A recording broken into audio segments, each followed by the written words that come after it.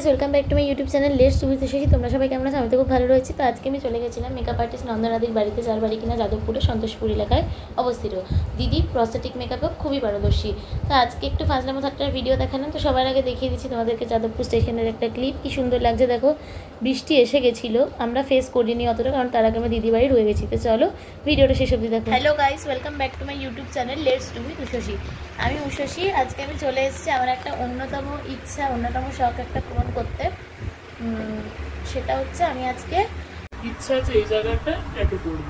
ঠিক আছে, তো চলো। হ্যাঁ, আমার স্কুল আছে, যদিও স্কুল যখন তখন করে কারেক্টটাকে দেখে নিচ্ছি না, কোনো প্রবলেম নেই। বেটা তুমসে না হো পায়েগা। আমি আজকে নিয়ে এসেছি একে। জানতে পারলাম পরে নন্দনাদি ভালো ট্যাটুও করতে পারে, তো আমি আজকে ট্যাটুও করব। ঠিক আছে, আমার বাড়িতে কিন্তু খুব জানে না, আমি করে যাবো। সারপ্রাইজ ভিজিট, সারপ্রাইজ, একদম সারপ্রাইজ। আর দিদি বলেছে এটার জন্য দিদি আমার থেকে পয়সা নেবে না, কারণ দিদির কাছে অনেক রকম সরঞ্জাম রয়েছে। দিদি বেসিক্যালি মেহেন্দি আর্টিস্ট, তো আর মেকআপ আর্টিস্টও। তা আমি আবদার করলাম, তুমি তো ট্যাটুও ভালো করতে পারো, তুমি এটা আমার করে দেবে। বলছি ঠিক আছে, কোনো ব্যাপার না, করে দেবো। তো চলো। সাদি, তুই পেস্ট্রি বানাতে পারিস? আমি কেক ওলাকে জিজ্ঞেস করছি তুই পেস্ট্রি বানাতে পারিস? কি অবস্থা! তো কেকের দোকান আছে, আমাকে তুলে দাও।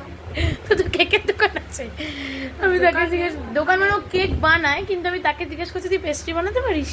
ইউনিক না প্রশ্নটা? একদম, মানে এই প্রথমবার আমি এরকম কোনো মানুষ পেলাম। এই যে চা, আমার সিঙ্গারা, প্রত্যুষাদির সিঙ্গারা, নন্দনাদির সিঙ্গারা। এখানে প্রত্যুষাদি বসে আছে, এখানে নন্দনাদির মা রয়েছে। লজ্জা পেয়ে গেছে আমাদের সাজাতে দিগিয়ে দিদি ভূত সাজাতে গিয়ে দিদি নিজেই অসুস্থ হয়ে পড়েছে। আর তো আমি এখানে বসে রয়েছি। এখন কথা হচ্ছে আমার জন্য পাঞ্জাবি, আমার দাদুর পাঞ্জাবি পরে আমাকে নন্দন যেতে হবে, নয়তো স্যান্ডিসার মতন নাইটি পরে। চলো, আর কিছু করার নেই।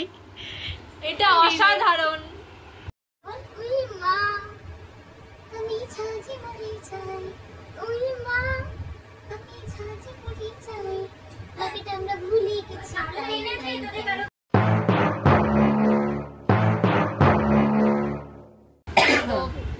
আমার ওইটাকে দাঁড়া, এটা হচ্ছে একটা পুতুল।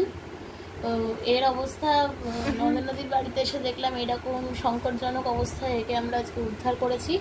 এবার আমি আমার ছোটবেলার একটা স্টোরি তোমাদেরকে বলি। এই পুতুলটা চুলের মধ্যে জোয়ান কালো ছিল, হয়তো খুব তখন বল ওই কালারগুলোকে কি বলে বলো, রঙ্গলি কালার নেই, যে টিউব থেকে তুলে তুলে করে একসঙ্গে যেগুলো একবারে পাওয়া যায়, ওই থাক কালারগুলো দিয়ে তুলি। তখন প্রথম ইউজ জানছি, ক্লাস 1-2 পড়ি। দিয়ে চুলটার মধ্যে টাকিংটার মধ্যে ভালো করে লাগিয়ে দিলাম, দিয়ে মানে তুই বিশ্বভারতী এখানে কি করছিস? তুই বিশ্বভারতী চলে যা, তোর দিকে বিশ্বভারতীতে চলে যা। কেন? এত ট্যালেন্ট আমাদের দরকার নেই, ওরা মিউজিয়ামে রেখে দেবে।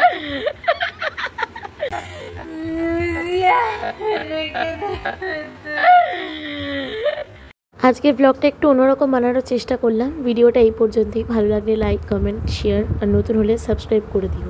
টাটা।